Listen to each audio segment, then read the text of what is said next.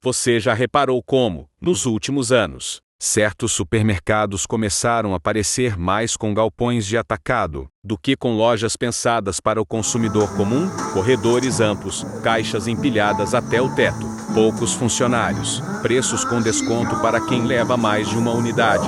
Esses locais são conhecidos como atacarejos, uma junção entre atacado e varejo, e tem se espalhado como uma epidemia silenciosa pelas periferias e até pelos centros urbanos do Brasil. Mas o que pouca gente percebe é que a popularização desse modelo pode estar longe de ser apenas uma escolha prática ou comercial. Há quem defenda a existência de uma teoria por trás disso, uma estratégia de adaptação profunda ao comportamento do consumidor moderno e às mudanças econômicas do país. Segundo essa teoria, os atacarejos surgiram como resposta direta a uma série de pressões simultâneas: crises econômicas, inflação crescente, mudanças no perfil das famílias brasileiras, avanço da informalidade e transformação dos hábitos de compra criaram um cenário perfeito para que um novo modelo de supermercado ganhasse força. O atacarejo, nesse contexto, é a resposta direta ao bolso apertado e à necessidade de eficiência máxima no consumo. As grandes redes perceberam que poderiam unir dois públicos em um só lugar: o consumidor final, que busca economia, e o pequeno comerciante, que compra em volume para revender. E ao fazer isso, descobriram uma fórmula de sucesso baseada na redução de custos operacionais e na maximização do volume vendido por visita. O segredo do atacarejo está justamente em sua simplicidade. Em vez de lojas sofisticadas, ar-condicionado potente, prateleiras cuidadosamente organizadas e variedade de marcas, o que se oferece é o essencial: preço. O ambiente é propositalmente básico, quase bruto, reforçando a sensação de que o consumidor está em um lugar onde se economiza de verdade. Poucos funcionários, estrutura enxuta, ausência de sacolas gratuitas e até a exigência de que o próprio cliente carregue suas compras até o carro são comuns. É como se houvesse uma troca silenciosa: você aceita menos conforto e, em troca, paga menos. E o consumidor, pressionado financeiramente, quase sempre aceita. Esse tipo de supermercado ganhou ainda mais força em períodos de crise, como durante a recessão econômica de 2015 ou a pandemia de 2020. O brasileiro passou a valorizar cada centavo e enxergou nos atacarejos uma maneira de fazer o salário render, mesmo que, muitas vezes, os preços por unidade não sejam muito mais baixos do que em supermercados tradicionais. O formato estimula compras em maior quantidade, com embalagens grandes, o que gera a sensação de vantagem. A psicologia da economia entra em ação: se eu comprar 3 unidades, pago menos em cada uma, então vale a pena levar. Assim, mesmo sem necessidade, o consumidor acaba comprando mais, e é exatamente isso que faz o negócio girar. A localização dos atacarejos também não é aleatória. Normalmente estão em regiões mais afastadas, com grandes terrenos e aluguel mais barato. Isso permite o estoque em grande escala, facilita a logística de abastecimento e reduz custos operacionais. Além disso, com menos variedade de produtos e marcas, o controle de inventário é mais simples, o que aumenta a eficiência. Para completar, há um estímulo forte ao pagamento à vista ou com cartões de débito, diminuindo o risco de inadimplência e facilitando o fluxo de caixa para o supermercado. Cada detalhe desse modelo é pensado para maximizar lucro e minimizar custo, sem depender de luxo ou fidelização emocional. Mas será que tudo isso é mesmo apenas eficiência econômica? Ou existe algo mais profundo acontecendo? Será que os atacarejos, com sua aparência modesta e preços agressivos, estão moldando um novo tipo de consumidor? Alguém condicionado a aceitar menos em troca de pagar um pouco menos? E mais, será que, no longo prazo, eles estão mudando o próprio mercado, influenciando pequenos comércios, ditando tendências de consumo e pressionando até os grandes supermercados tradicionais? Essas perguntas nos levam a uma reflexão mais ampla sobre o impacto dos atacarejos na sociedade. À primeira vista, os atacarejos parecem uma solução genial: preços mais baixos, possibilidade de comprar em maior volume, economia visível no final do mês, mas à medida que esse modelo se espalha e começa a substituir os supermercados tradicionais em diversas regiões, surgem também as consequências, algumas delas bem menos vantajosas do que parecem. A teoria dos atacarejos, vista de forma mais crítica, sugere que esse modelo não apenas responde às dificuldades do consumidor, mas também redefine as regras do mercado, concentrando poder em poucas mãos e mudando, silenciosamente, o modo como consumimos e nos relacionamos com a própria ideia de comprar.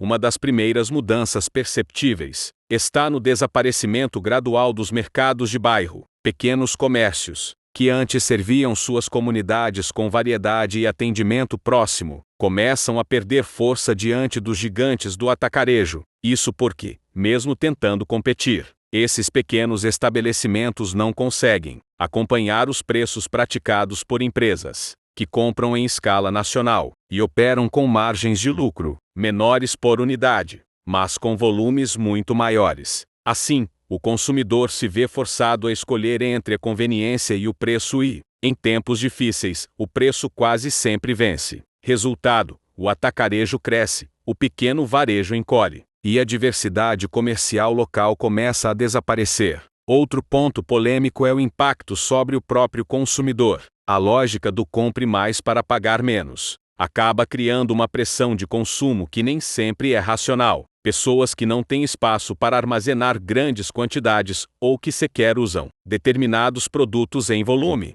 acabam comprando por impulso, atraídas pela ilusão de economia. Essa dinâmica favorece não apenas o excesso, mas também o desperdício. E quando a renda é curta, desperdiçar é algo que machuca.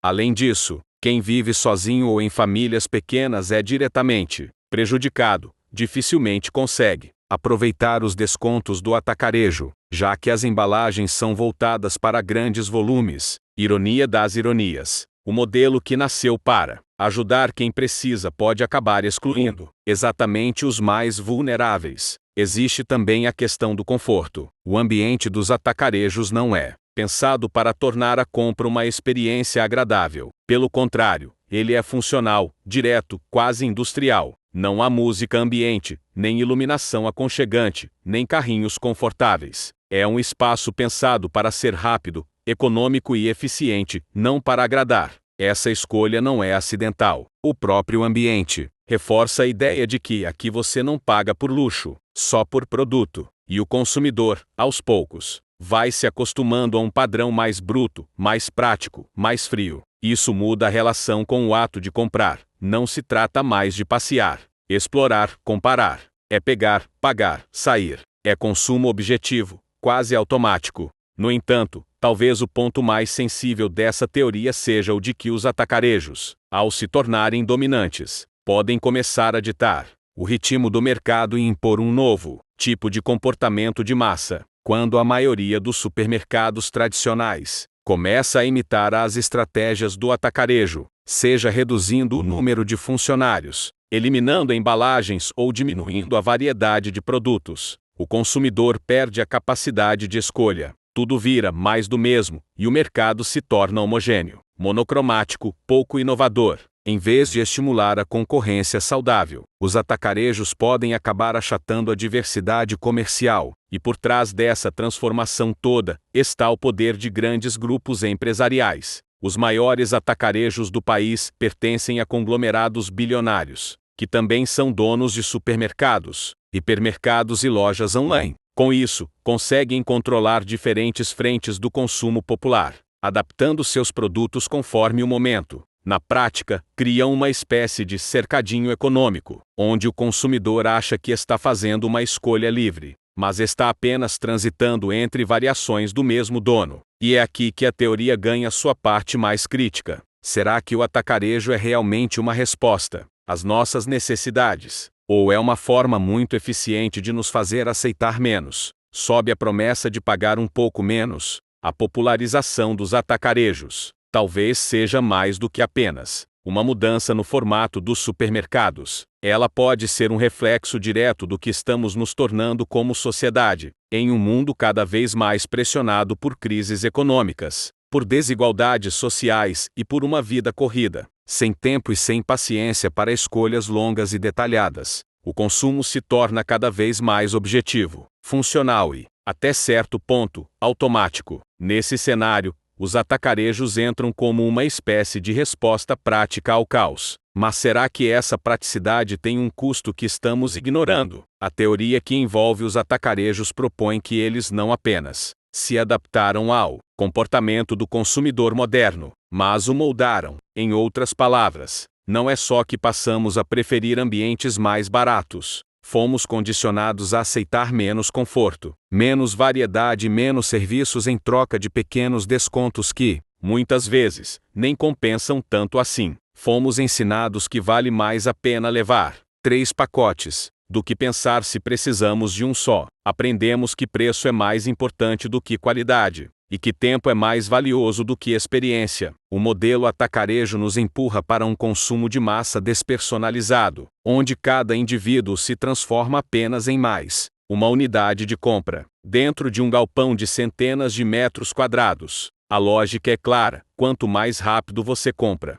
mais rápido sai, mais espaço abre para o próximo. E, com isso, o laço entre consumidor e comércio, que um dia já foi pessoal, até afetivo, se desfaz. Perdemos o contato com o dono da mercearia, com o caixa que conhecia nosso nome, com o açougueiro que separava a melhor peça de carne. Ganhamos volume, perdemos vínculo. E talvez o mais intrigante de tudo seja a forma como aceitamos essa mudança. Em nenhum momento o consumidor foi obrigado a trocar o supermercado pelo atacarejo. Ele foi, aos poucos, sendo seduzido pela promessa de mais por menos. Mas essa promessa tem limites. Afinal, se a economia se dá apenas no volume, e você não pode ou não precisa comprar tanto, então o desconto já não serve para você. Se você mora longe, não tem carro, ou não tem tempo para estocar alimentos e produtos de limpeza em casa, o modelo do atacarejo já não te favorece. E, assim, um sistema que parecia inclusivo e democrático passa a se mostrar excludente e desigual. Os grandes grupos continuam lucrando, enquanto os pequenos comerciantes desaparecem, e os consumidores mais vulneráveis são deixados de lado. Essa teoria também levanta um alerta sobre o futuro. Se a lógica do menos por menos continuar crescendo, será que outras áreas do consumo seguirão o mesmo caminho? Será que vamos aceitar hospitais mais simples, escolas mais básicas, transportes mais desconfortáveis, tudo em nome do custo mais baixo? Será que estamos entrando em uma era onde o consumidor deixa de ser alguém com poder de escolha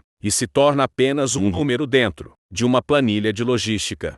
No fim, o atacarejo é só o espelho. O que ele reflete é um país tentando sobreviver, um país onde o consumo é cada vez mais condicionado por necessidade e menos por desejo, onde os preços baixos têm mais apelo do que a qualidade de vida, e onde o futuro do varejo talvez não esteja nas prateleiras, mas nas decisões silenciosas que tomamos todos os dias, ao empurrar um carrinho cheio de embalagens econômicas por corredores de concreto cru. Se você achou esse conteúdo interessante, não esqueça de se inscrever no canal para receber mais reflexões como essa. Curta o vídeo, compartilhe com quem também vive essa realidade e deixe um comentário dizendo: você acredita que os atacarejos são uma solução ou um problema disfarçado? Vamos conversar sobre isso. Até o próximo vídeo.